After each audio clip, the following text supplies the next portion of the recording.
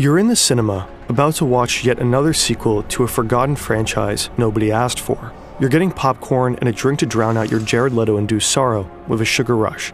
You pay and they hand you a cup. Then you see it, glowing red and chrome, the Coca-Cola Freestyle Fountain. Here, you can choose between over 100 different flavors. Cherry Vanilla Coke, Peach Sprite, maybe you'll go crazy and mix Fanta with Powerade, or maybe you just pick a classic. But this machine is way more than just a soda fountain. It's not just serving you a drink, it tracks everything you do. And while you're picking your favorite flavor, it's quietly collecting data. Data that turns customers into test subjects. Data that Coke will profit from tremendously. The Coca-Cola company is said to have invested more than $1 billion in this machine, but they're very likely turning its capabilities into much, much bigger savings and profits.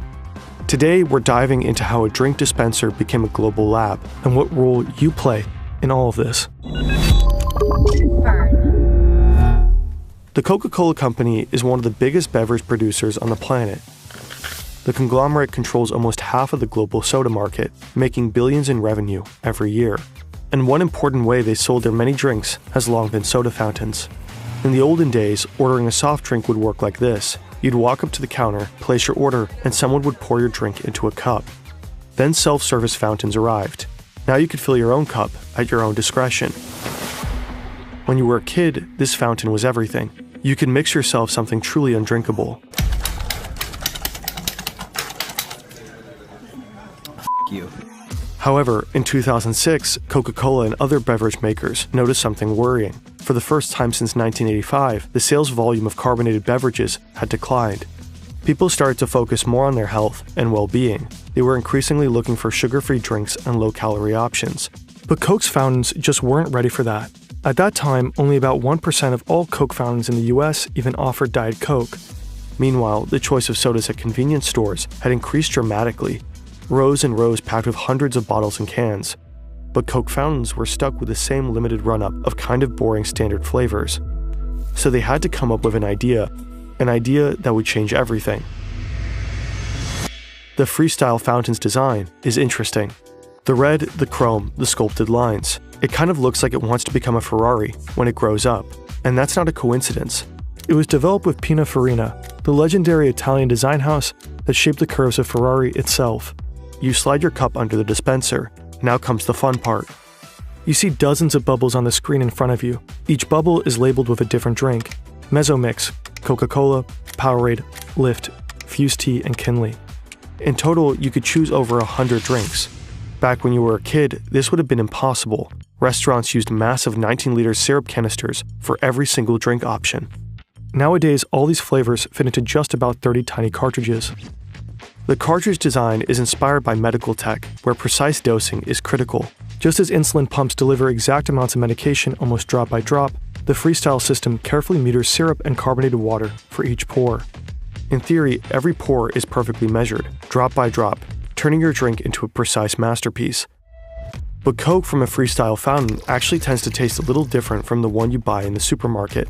In contrast to the old canister systems that pre-mix syrup and sweetener, Freestyle keeps flavors, sweeteners, and carbonated water separate.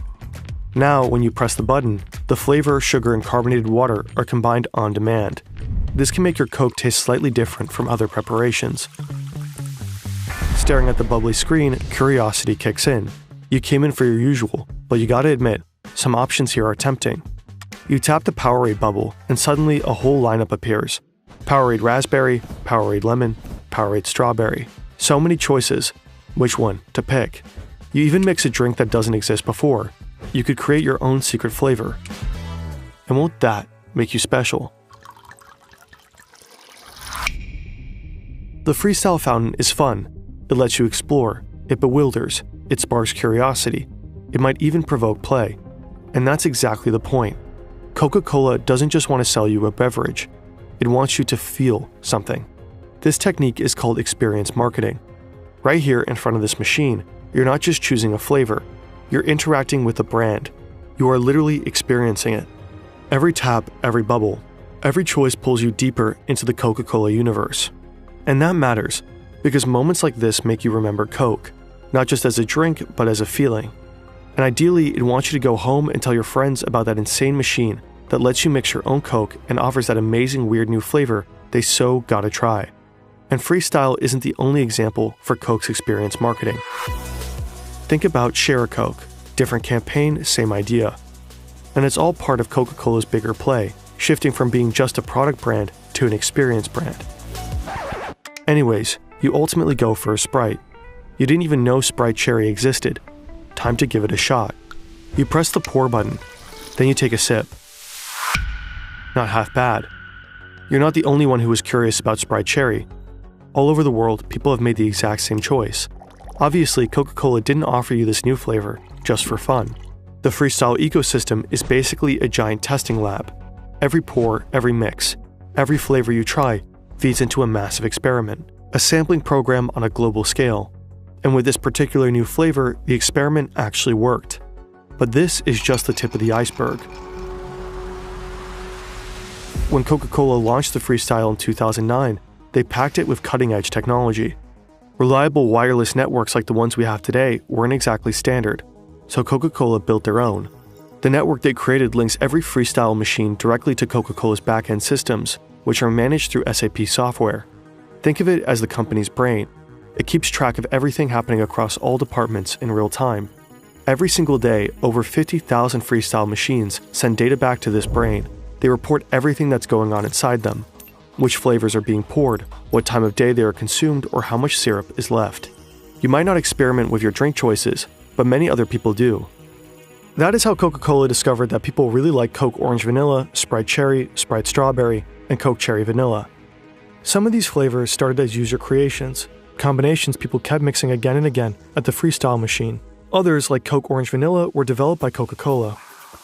The more people got these, the stronger the signal became, and what started as a tiny bubble on screen ultimately moved into full production. Sure, you could argue the company might have released these flavors eventually either way, but with Freestyle, those decisions happen faster than before, and might be grounded in better data. But there's more. Before Freestyle, staff had to manually check those giant syrup canisters. They probably used inventory sheets, maybe did a bit of guesswork, and called or emailed Coca-Cola to reorder. Freestyle completely transformed fountain logistics. Every night, the system collects data from this exact machine and figures out how many units of each cartridge needs to be delivered to the cinema. And it's not just based on what you and your friends poured yesterday.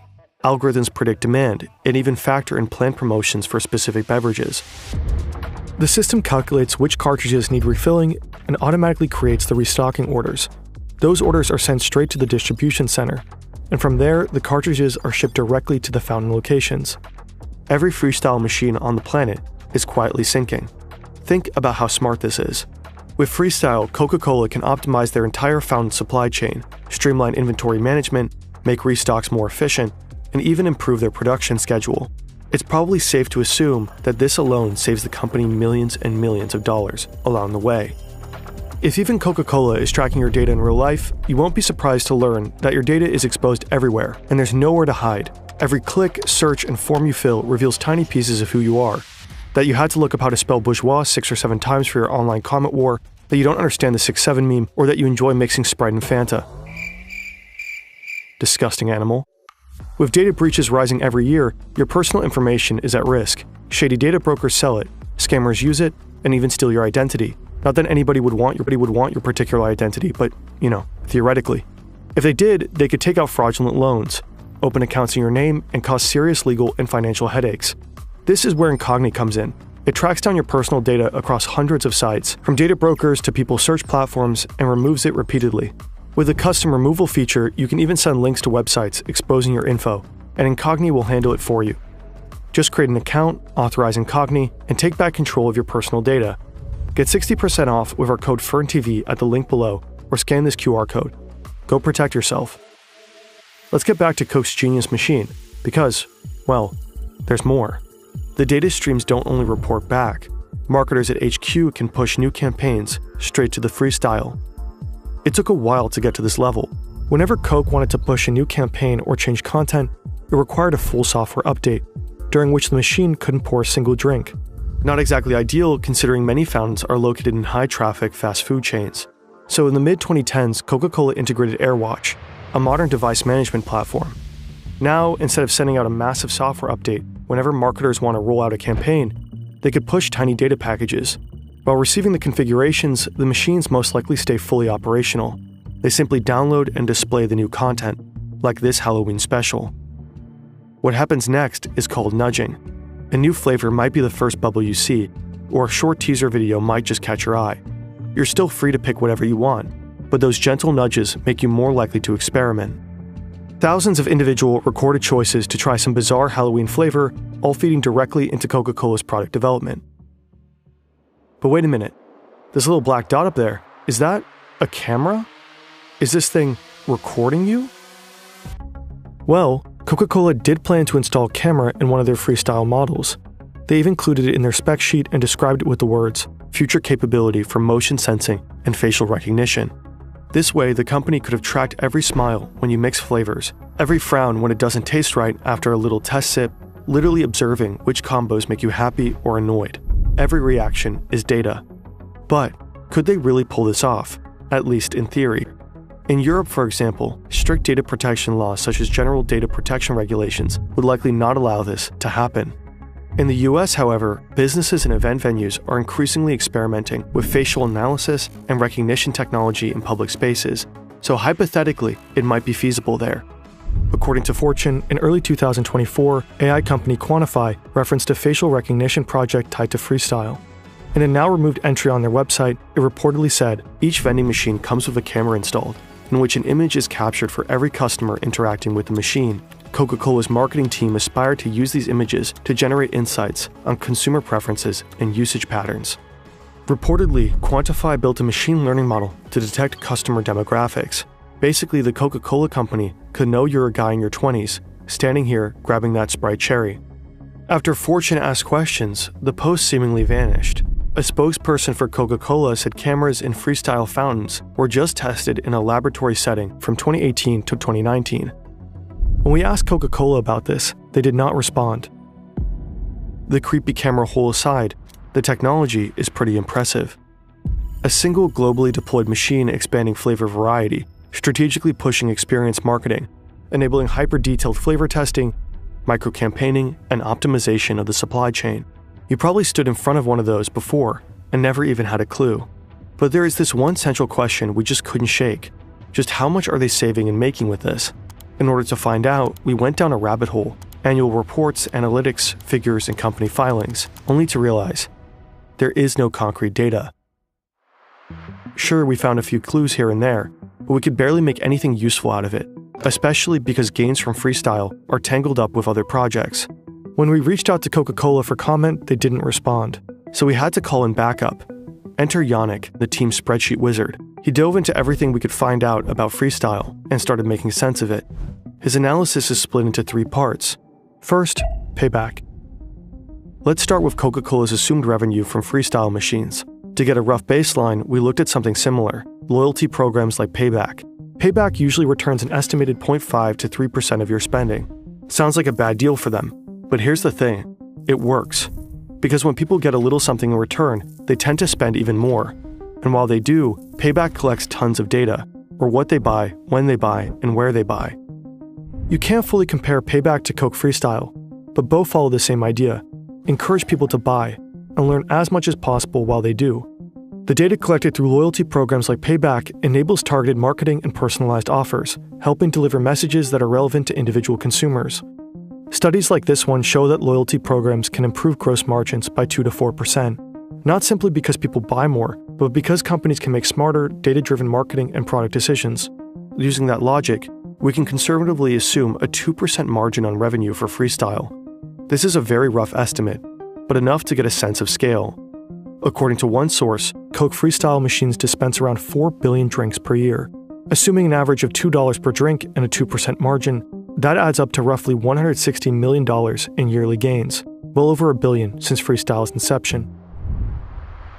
Second, the value of data. Back in 2015, Coca-Cola teamed up with Hivery, a company focusing on AI-driven optimization. Their mission was to optimize vending machine sales.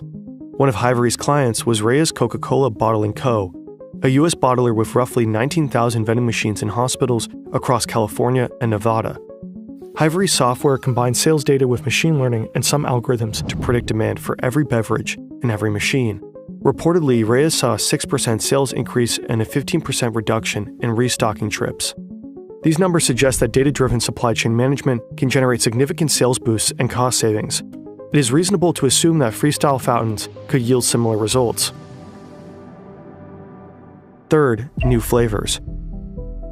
Some of the new flavors Coca-Cola launched based on their freestyle testing turned out about as popular as the deeply disappointing and unwanted sequel you're going to endure in a few minutes. Take Coke Cherry Vanilla, for example. Even though it was one of the most beloved freestyle combos, Coca-Cola decided to not produce any more in 2024 due to declining demand. Freestyle may help spot promising new flavors, but it doesn't seem to be foolproof. Out of 4 flavors brought to the market, 2 did not survive. This doesn't necessarily mean they were bad investments, just that they weren't long-term hits. Coca-Cola may have overestimated how representative freestyle users are for the broader market. Again, our request for comment went unanswered. While Coca-Cola rarely publishes concrete sales data for specific products, we found a number for one of their newer non-freestyle Sprite products that shows the potential of this market. Sprite Chill generated $50 million in sales in its first 21 weeks in the North American market. Again, it's hard to estimate the total profit the company may have made through new flavors that started on freestyle, and how important the fountain data was for their success. But looking at all 3 aspects of Yannick's analysis, one thing is relatively safe to assume. The $1 billion Coca-Cola reportedly invested into these machines has long been made back.